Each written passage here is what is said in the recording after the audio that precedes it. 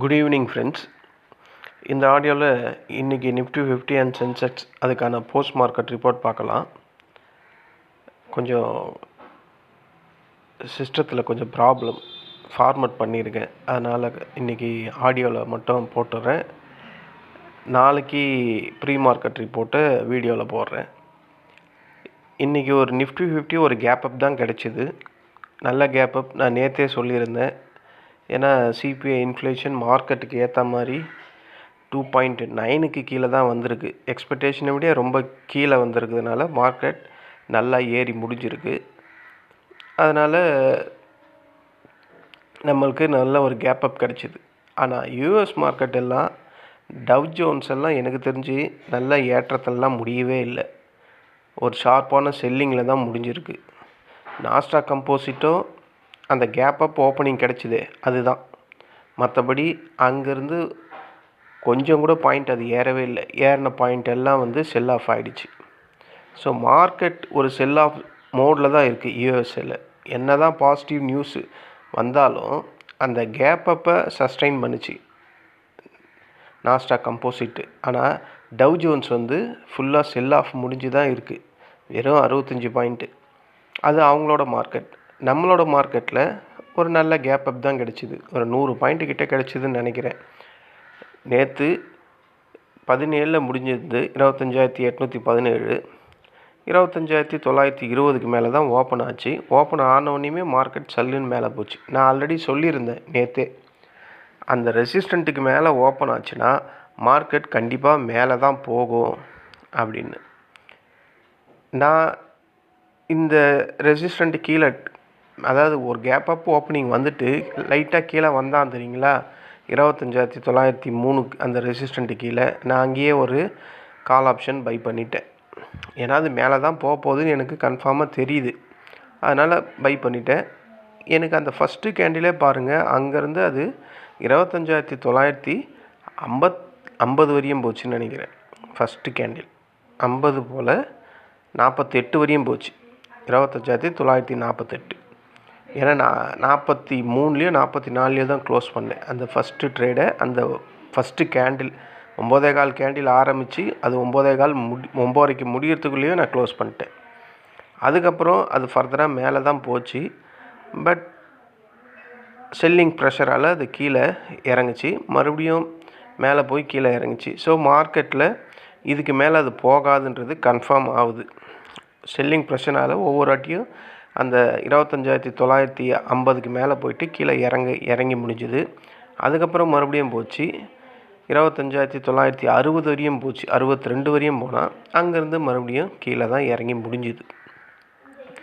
அந்த அகைன் அந்த நம்ம ரெசிஸ்டண்ட்டை சப்போர்ட்டாக கன்வெர்ட் ஆகிடுச்சு 25,903. அதை தொட்டுட்டு மறுபடியும் மேலே தான் போயிருக்கு.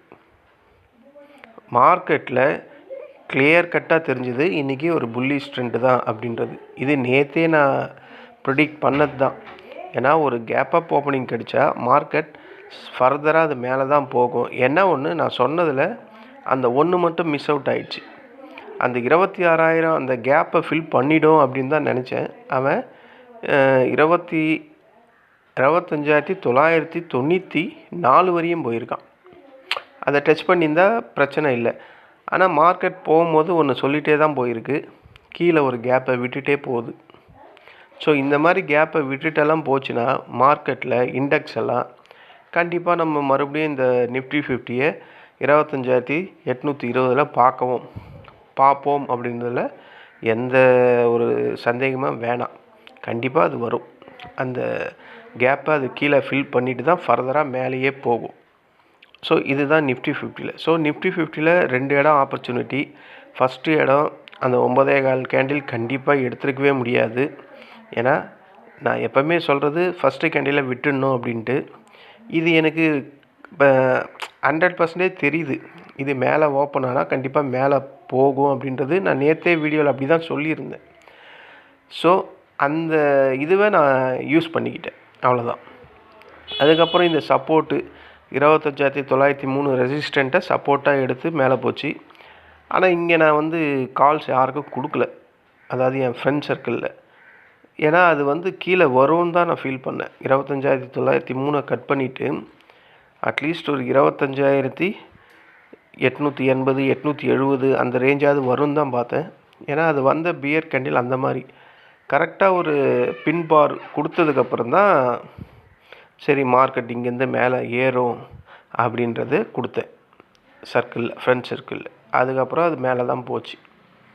இன்றைக்கி மார்க்கெட்டில் பெரிய மூமெண்ட் அப்படின்றது இல்லவே இல்லை. டோட்டலாக ஒரு 40 பாயிண்ட்டுக்கு தான் ட்ரேட் ஆச்சு. ஒரு கேப் அப் வந்தது.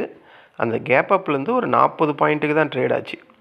அந்த 40 பாயிண்ட்டு 25,960 வந்துட்டு 25,900, மறுபடியும் 25,900 வந்துட்டு 25,060.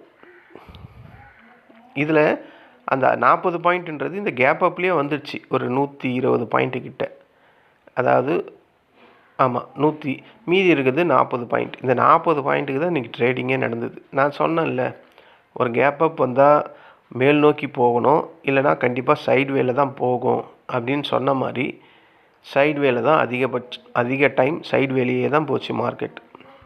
நீங்கள் இன்றைக்கி மார்க்கெட்டில் லைவாக இருந்தால் உங்களுக்கு கண்டிப்பாக தெரிஞ்சிருக்கும் நான் சொன்னது எந்த அளவுக்கு நடந்திருக்கு அப்படின்றது.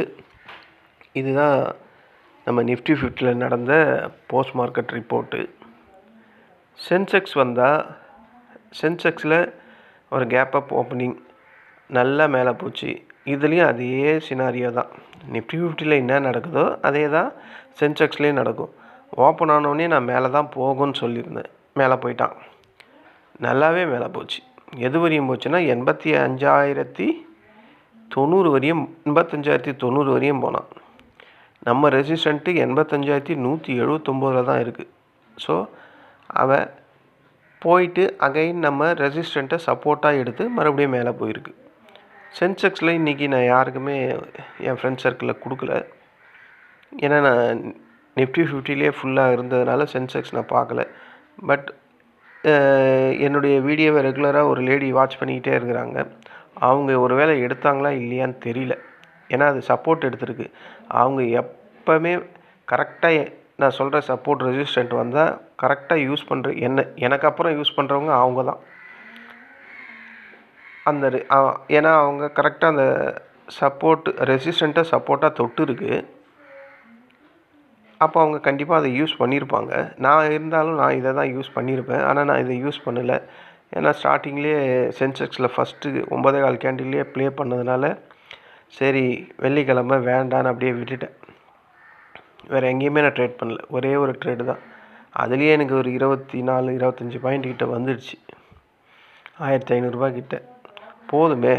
சும்மா இருக்கிற வெள்ளிக்கிழமைக்கு ஒரு 1,500, அதில் ப்ரோக்கரேஜ் ஒரு 80 போனால் கூட 1,400 கிட்ட இருக்கும். சென்செக்ஸில் சப்போர்ட்டை ரெசிஸ்டண்ட்டை சப்போர்ட்டாக எடுத்து அதை டச் பண்ணியிருக்கு. ஸோ அவங்க அங்கே எடுத்தாங்களா இல்லையான்னு அவங்க மெசேஜ் பண்ணால் தான் எனக்கு தெரியும். மற்றபடி இதில் வேறு எங்கேயுமே இல்லை. நம்ம ரெசிஸ்டண்ட்டு போகவே இல்லை. நம்ம நிஃப்டி 50யாவது ஓரளவுக்கு 26,000க்கு க்ளோஸாக போனான். இவன் போகவே இல்லை நம்ம ரெசிஸ்டண்ட்டுக்கு. ஸோ இவனும் மார்க்கெட்டில் நான் கீழே வருவேன்ற மாதிரி சொல்லிட்டு போயிட்டான். எது வரையும் வருவானா இந்த மறுபடியும் அந்த கீழே இருக்க அந்த கேப்பை ஃபில் பண்ண சென்செக்ஸு கீழே வந்து தான் ஆகணும். ஸோ இதுதான் நிஃப்டி 50ல் இன்றைக்கி நடந்த போஸ்ட் மார்க்கெட் ரிப்போர்ட் ஃப்ரெண்ட்ஸ்.